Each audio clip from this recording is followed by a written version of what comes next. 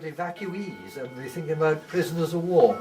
Do you remember the evacuees coming here? Yeah, well, I can remember them, Mrs. Barker, they come into Pontrylas on the train from Bootle, from all the big towns, different places, coming up round. Mrs. Barker had been round before, and she come to the lady that I was working on, Mrs. Wilson, but she was gone past. She was 8 years of age. She said, I can't do with them, I can only look after them. And I wouldn't blame her. But I can remember Mrs. Barker, the adjoining farms, bringing them round, dropping them a few here, and a few there, all different places. And my neighbour down here, Sam, he said there was too many up round the school, were very short, very small at Newton. So they sent some teachers to teach them, and they had school twice a day. They went, the locals went to school in the morning, and they changed over at dinner time, and then the other teachers took over, and they teach the evacuees in the evening. So that's how they went on through part of the war.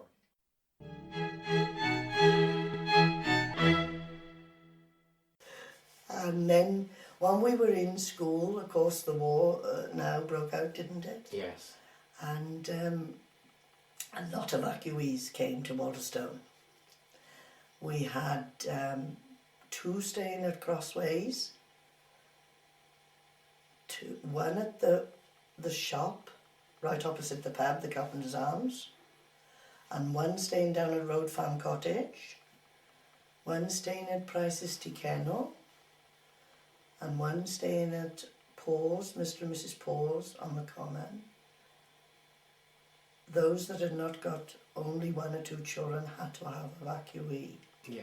And then there was Charlie O'Gorman, which I think you will have known about. I know Charlie. He stayed, he never went back home. Yes. He lived in the corner, little house there on the corner by the school. And we all, one day they decided they were going to run home, all the evacuees. We all, Ray can remember this, we all thought we'd go and get them back. Well, they thought we were running them, because they went down over the bank to Pandy, to the railway, nearly trying to get back to the station. And we all went after them from the school. And we wanted to tell them we wasn't running them to go home, we wanted them to come back. But they all decided they were going to leave. They all wanted to get back to Liverpool. They wanted to get back to Liverpool. Yeah. They would have parcels. I can always remember in the morning, very cold, snowy morning, and this one had got a lovely parcel from Bootle, is it? Bootle, yeah. Yes, that's where it came from. And we said, open it now. Of course, he didn't want to open it because it's full of chocolate. And all his kids wanted some off him. How did he get chocolate? Yeah, I don't know how he got a bit of chocolate, but he had a bit of chocolate. Yeah. Did they teach at the same time as you here? Yes. And it's so funny because it was brothers, a lot was cousins, like 2 lots of cousins. Sisters came, 2 sisters came and stayed at the one house. Then 2 other sisters, one would stay, and they'd be cousins. So they put families nearly together, which was a great help. And then we had to have the gas masks. We were very impressed with them. Yeah. There was a lovely big one to put my baby sister in. It was like a big dome. That's right, yes. And you put her inside it, you know. But we were very impressed. I had one. Did you? Because you was the baby. Yeah.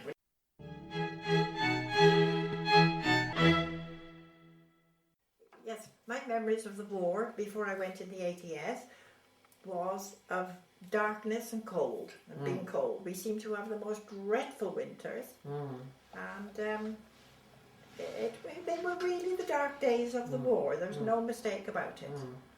And I think looking back, perhaps we didn't realise at the time, but I think looking back now, I think what desperate times they were. Maybe because you were young and... That's right, you could cope with things, couldn't you? And then I was called up and I went into services in January 1943, on the 1st of January. Ah. And that's another memory I've got of being cold. Where did you have to go? I went to Wrexham in North Wales for my initial training for 3 weeks. when they broke you in Yeah. drastically. Oh, you have to march. Yes, yes, we had to train properly. Uh-huh. Like all your clothes issued to you, and you had to pack up your civvies in a brown paper parcel and post them back home. Oh. And then you did have no civvy clothes at all. Oh. From your underclothes to everything was all army issue. And then from there, you had different interviews and that to see what you wanted to do. I wanted to go into signals, but they wouldn't let me because I'd had a bit of driving experience, and they decided they were very short of drivers. So I had to go in for driving, and I went off up to Scotland then to the driving school for 8 weeks it was really, Yes. but I, being very clever, passed out in 6 because I could drive a Yes. bit before, which was a very interesting and exciting time really. Yes. Whereabouts in Scotland was that? Just outside Edinburgh, Ah. at a place called Collington. Uh-huh.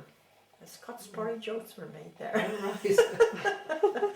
But it was That's probably the furthest away from home you'd been then, was it? yes, possibly. Oh. Possibly it was. Yeah. And it was a very, very strenuous course, I must admit. It wasn't only driving, we had to learn, I think there was 5 things we had to pass out in. Driving, maintenance, first aid, map reading, how to decontaminate your vehicle if gas was used. That wasn't very pleasant, but still, there we are. Yeah. And All useful skills. yes, it was very, very, I suppose looking back, it was exciting in a way. And met up with some very nice girls.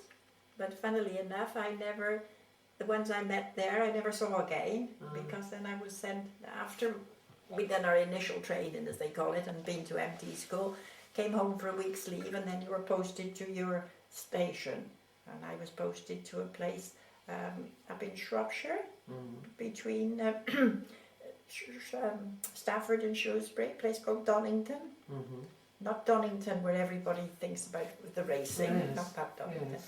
But, It's on the A49, isn't it? yes, but we were on the the A5 actually, Oh, that yes. from main London to Yes. Anglesey Road.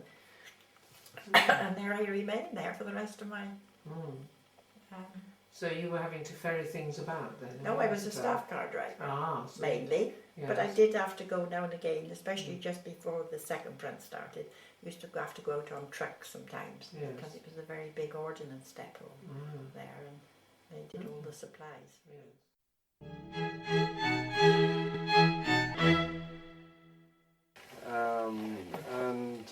You were saying that you joined the Home Guard. Home Guard, I think it was. And what did you do as a member of the Home Guard? Well, How often did you parade? we'd even to come and fetch we sometime, but once a week mainly. But my main training was the SB, Stretcher Bearer Corps. The what? On the Stretcher Bearer, that was my main training. I got the red SB Yeah. on the arms. And the one that used to train with the most was Dr. Matt Michael. Yes. From Voters, used to be the doctor. He used to come and train. He was the captain of the, what they call a stretcher bearer corps. Schoolroom down here. And there we'd be training and learning to put these bandages on and you could train this and that. But the trouble is, I forgot about it. And were you wearing a uniform? Yes, he's full uniform. Full uniform? Yeah. Were you given a rifle? Yes. You were given a rifle? Yes. Did you ever shoot it? Fire it? Only in practice. Oh yes. Yeah, practice, yeah. Used to go practicing. Yeah. Where was the range here? They used to go in the poundfield of the bank and shoot into the cornfield. But they did take away sometimes down to Ewyas on the dump. Oh yeah. Yeah, Yes. that's it. Yes. Oh yes. Yeah, but not many times down there. Yes. And how many in your Home Guard unit? 20, 30 or? We whatever? was 12 here. 12. Yeah. Right. And did you have a platoon commander or did you have an officer or? We'd got Ivor Jones was the captain. And John Powell was living at the Bridge Farm then, was their sergeant. Oh, yeah. And Andy Rack was the lance corporal, and Prosser living at White Cottage was the corporal. Then there was a platoon sergeant, was Bill Powell, living at the Pear Tree. He was a cousin for father. So we well. So you all knew each other? Oh no, one another. It was all local. Yeah. And Yeah. did you enjoy it? Well, we did, yeah. Yeah. We did because we wasn't in no war, but we was here marching up and down the bank spits and backwards and forwards. It was a good time really in there. We are. Did you go off and do any training elsewhere? No, not elsewhere. No, No. we didn't. Just no. stayed here? Just stayed here, yeah.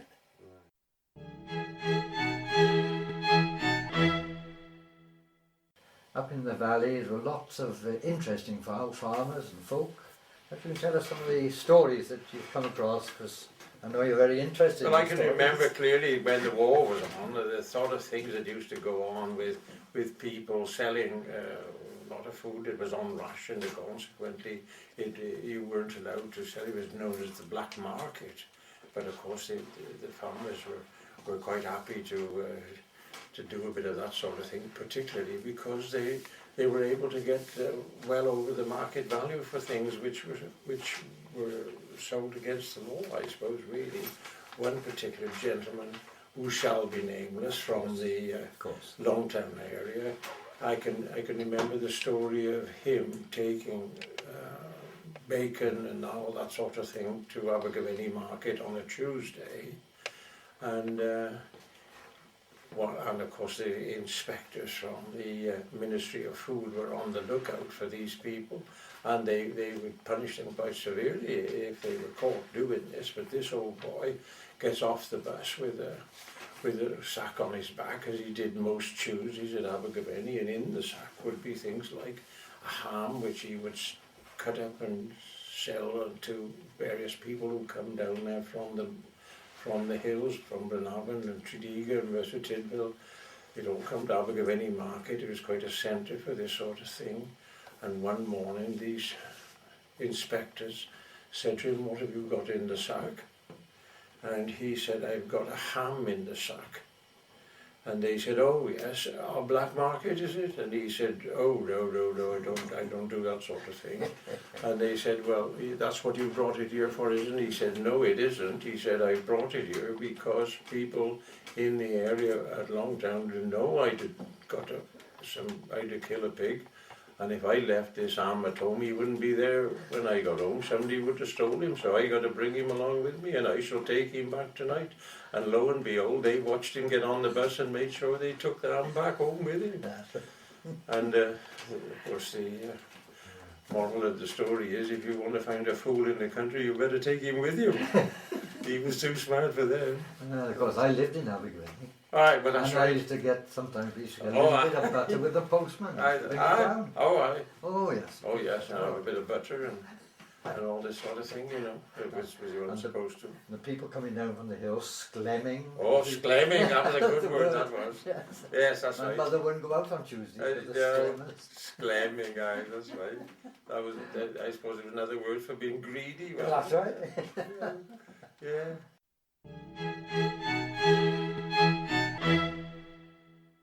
There was this story about the man who got lost. Oh, Wait a yes, long time. no, then during the war, That's start right. of the war, that was interesting, because all over the country, actually, people were told never to tell anybody. If there was a stranger around, he could well be from a spy, and he just sussing out the country, because it was pretty obvious that Hitler was going to invade this country, so everybody was told, if anybody asked you the way anywhere, you was not to tell them. Make some excuse and don't tell them. And of course they took down all the signposts, they took up the milestones, and so interesting. And one day at the top of the Bryn pitch at Longtown, a car pulled up with a very quite a smartly dressed gentleman, and this puts the average farmer off a bit anyway, because you know these are city people and you've got to be careful with them. And this chap wound the window down. He said, "Good morning." He said, "Could you tell me where that road to go to down there?" He said, no, I don't know." And he said, "Well, what about that road down there?" He said, "Where did that go?" He said, "I don't know." And he said, "Where do you live?" He said, "I lived in that farm across there." He said, "Have you lived there all your life?" And he said, "Not yet, I haven't." He said, and he said to him, "But have you lived there?" "I have lived there a long time." And he said, "Well, for a chap who's lived up here a long time," he said, "you don't seem to know much about this part of the country." He said, "Very likely, but I ain't lost." So that was one for him.